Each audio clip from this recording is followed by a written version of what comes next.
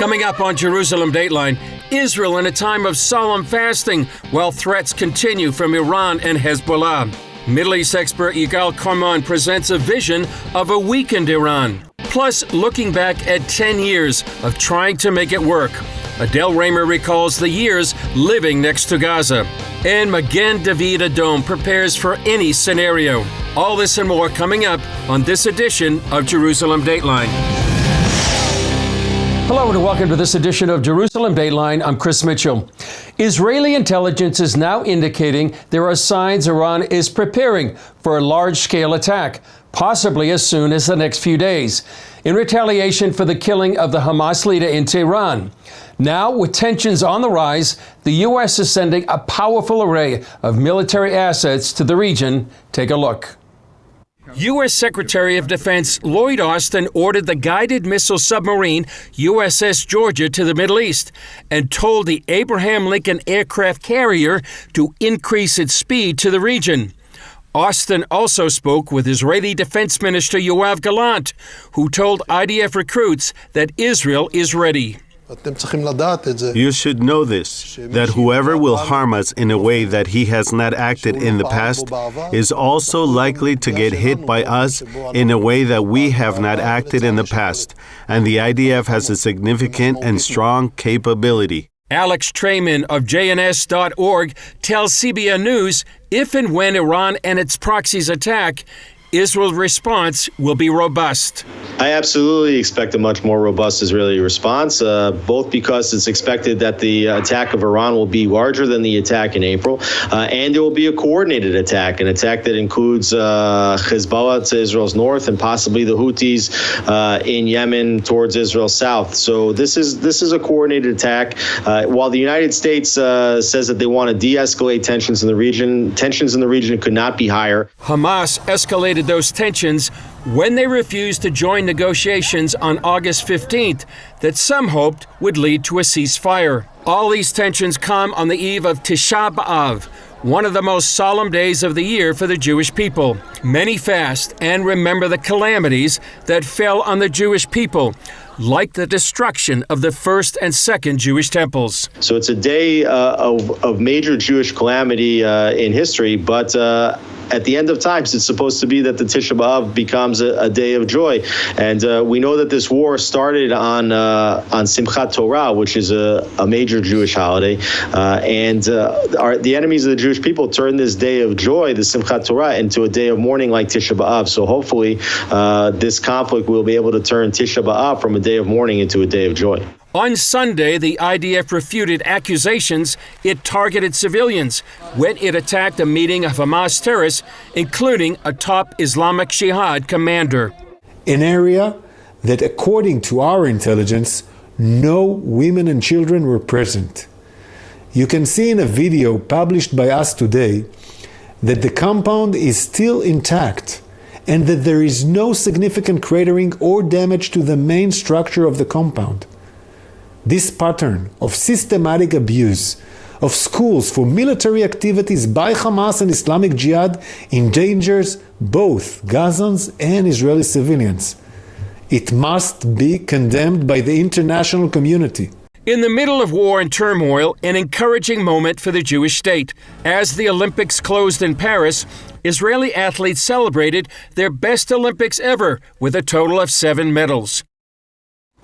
Israel and the world are still waiting to see if Iran and its proxies will mount the massive attack they've threatened, as Israelis gathered in Jerusalem and Tel Aviv to pray on the day of great mourning. CBN Middle East correspondent Julie Stahl has that story. Despite the threats on multiple fronts, tens of thousands of Israelis gathered to pray in Jerusalem and Tel Aviv for the commemoration of Tisha B'Av. It's a day on the Hebrew calendar when throughout history disasters fell upon the Jewish people, including the destruction of both the first and second temples and the start of World War I. Beginning Monday, the prayers continue through today and include the reading of the Book of Lamentations. The observance even more significant this year as Israel faces imminent threat of attack from Iran, Hezbollah, and other Iranian proxies in the region. The IDF is ready to take preventative action if necessary. We attack all the time and remove threats as soon as we detect them. We are at peak readiness for this mission. Israel's defense minister says the Jewish nation is ready. We are in the days of vigilance and preparedness. The threats from Tehran as well as Beirut may come to fruition. The U.S. agrees with Israel's intelligence warning that a wave of major attacks could come at any moment. We have to be prepared for what could be a significant set of attacks. On the northern border, Hezbollah appears to be readying for war. Lebanese media reports the terror group has evacuated its Beirut headquarters. President Biden joined the leaders of Germany, France, Britain, and Italy in a joint statement on the situation. We expressed our support for the defense of Israel against Iranian aggression and against attacks by Iran-backed terrorist groups. We called on Iran to stand down its ongoing threats of a military attack against Israel. In Gaza, Israeli forces say they came close to delivering a major blow against Hamas. An IDF general reveals forces were just minutes away from reaching Hamas leader Yahya Sinwar in his underground lair. Hot coffee and piles of cash left behind by the occupants. This as Israeli leaders engaged in an open spat. Prime Minister Benjamin Netanyahu accused Defense Minister Yoav Galant of adopting an anti-Israel narrative after Galant criticized Netanyahu's talk of absolute victory. Netanyahu says it's a clear goal that everyone is obligated to support. Julie Stahl, CBN News, Jerusalem. Coming up, Yigal Carmon, founder of Memory, shares his thoughts about what Iran really wants and doesn't want to see happen. As the founder of the Middle East Research Institute, or Memory, Yigal Carmon has shed light for decades on what's being said in the Arab world. One of his specialties is separating the signal from the noise, especially during this moment of standoff with Iran and Hezbollah. Here's a recent conversation we had. Yigal Carmon, thanks for joining us for Memory. Tell us where we are right now. Thank you for having me, Chris. Everybody is anticipating an attack by Iran, by Hezbollah, and it doesn't seem like coming. They are backing away. They made a very self-humiliating move by making the new president ask Khamenei not to attack Israel. What a joke, what a game, everybody understands it. Why are they backing away? Because Israel behaved unlike before. It said clearly, if you attack us, we go against you full force, no matter what, no matter the position of the American administration. This scares them a lot. They are an unstable country. No one likes the regime of the Ayatollahs. Mm-hmm. They have their paid people, the IRGC, the Basij, but other than that, if there is chaos in Tehran, they are finished. They know that. Their economy is going away. All the oil, everything. The nuclear sites are going to go. This is a high price to pay. So they don't want to mess with us. They want attrition. That's all. They want to scare us. They want to get a payback for refraining from attacking. And they hold the negotiations with America. They don't look at Israel. They are equal to America, right? And they talk with America, what do you give us for refraining from that? Now Hezbollah. Hezbollah can't do without Iran. And they understand the Iranian position. The casualties that happened the other day, 19, most of them were from an Iron Dome accident. They want also only attrition. But Israel told them, no attrition. We go full force against Lebanon. Not only you, against Lebanon. This is pretty high price to pay. And they want to refrain from it, especially that they don't have Iran to back them. There are reports that Hezbollah will attack, Iran will restrain itself, but you're saying both Hezbollah and Iran are feeling the threats. Of course, because Hezbollah understands that the threat that was told to them again and again by the Chief of Staff, by the Minister of Defense, by the Prime Minister. Even me, I spoke on Arab TV and told them what will happen, how they will go back to the Stone Age. So they understand that, and Nasrallah cannot take upon himself the destruction of Lebanon. So they are in a very bad position because of Israel's deterrence. Now, what Israel says is, we will not care about the American administration's position. Now, imagine, Chris, had we had a coordination with America, had we had America backing us, what deterrence would that be? It would be the deterrence of the whole Middle East. Unfortunately, we cannot hope for that kind of coordination right now. How would you describe the behavior of the Biden administration in this whole scenario? Well, they want to avoid war at any cost. I can't enter into American politics. I'm not American, but I understand that they would pay anything to avoid war. And this is on the account of Israel, on our account. To pay back for what? Pay the Iranians for what? For having all the terrorists, for acting against America by all their proxies, the Houthis that blocked the Dead Sea shipping, by the pro-Iran Iraqi militias that hit American bases. What payback? For what? They should be deterred in the strongest way. This is what one would expect from an American administration, because lack of deterrence brings more attacks. And here we show what effect can deterrence have. We said we will go mad on you, and they back away. Up next, a peacenik turned realist.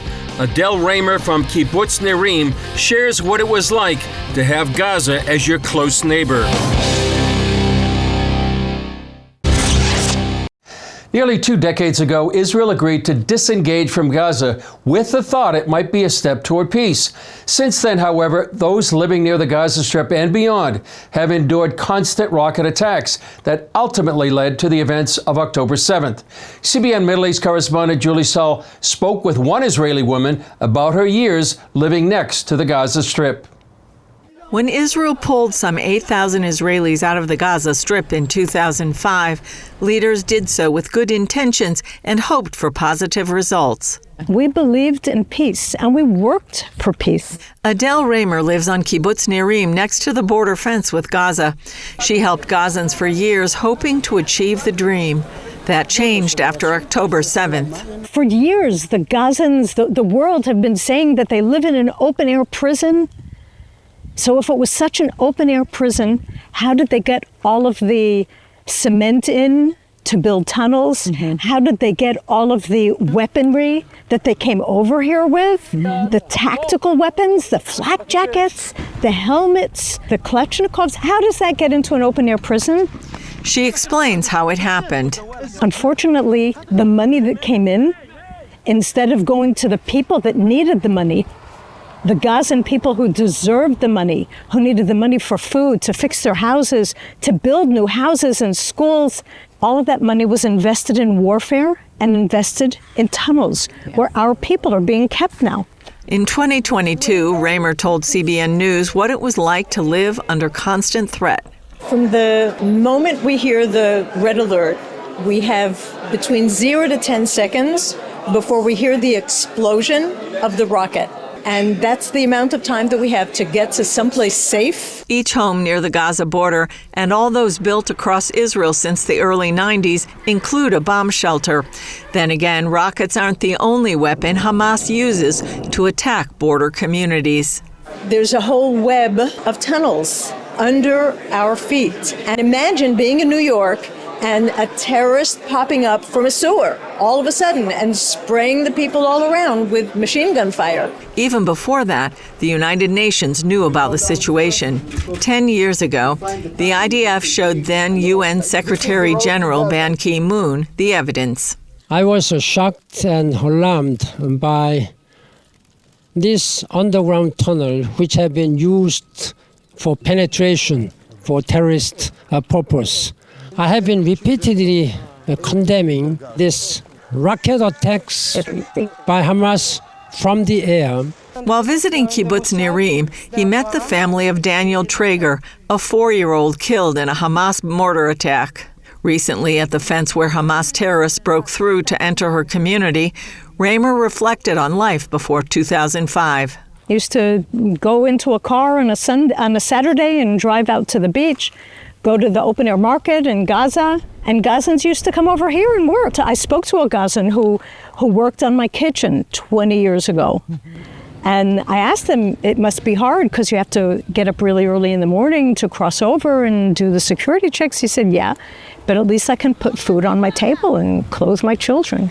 She recalled that conversation while trapped in her bomb shelter on October 7th.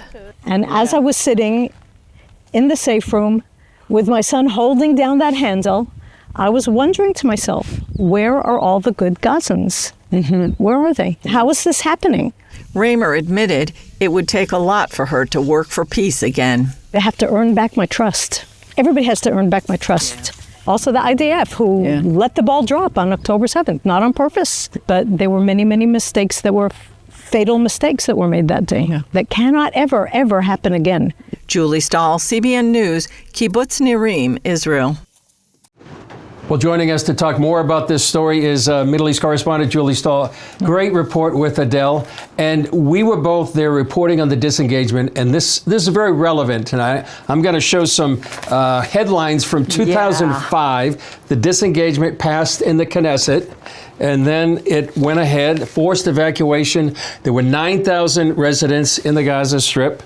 It was permanently closed off back in 2005. Yeah. The quartet at the time, that was the UN, the EU, the US, I think, and Russia, they said it was a rare opportunity. They really thought peace was going to happen. However, Hased Mashal from Hamas says it's the end of Israel, the beginning of the end of Israel. Ahmed Khoury from the Palestinian Authority, today Gaza, tomorrow Jerusalem. But Alon, he was the IDF chief of staff at the time. Yeah. He said it would face another war of terror. Here we are, how many years later, since 2005, and Gaza became the biggest terror base in the world. And we were there. We reported on the disengagement. What are your thoughts so many years later? Well, you know, I think there was a lot of disinformation in terms of what Israelis really knew about what was going to happen there. Yeah. And they had a lot of hope. This was going to be great and everything. And simply, when we were down there and you were looking and you were seeing what the situation was, you could tell it wasn't going to be great. Those settlers, if you want to call them that, those Israelis, they were kind of put there anyway in a strategic way, that the army would be in there and prevent the kind of things like Hamas taking over and building tunnels. So, you know, it was I don't know, it was awful. But many of the people that we met and talked to personally, they knew what would happen. I remember one guy who was the spokesman for the people in Gush Katif at the time, we're the finger in the dike. If you take us out of the finger, you're going to get terror. And that's what happened. That is exactly what happened. And you know, those people, because they knew, they lived among these people.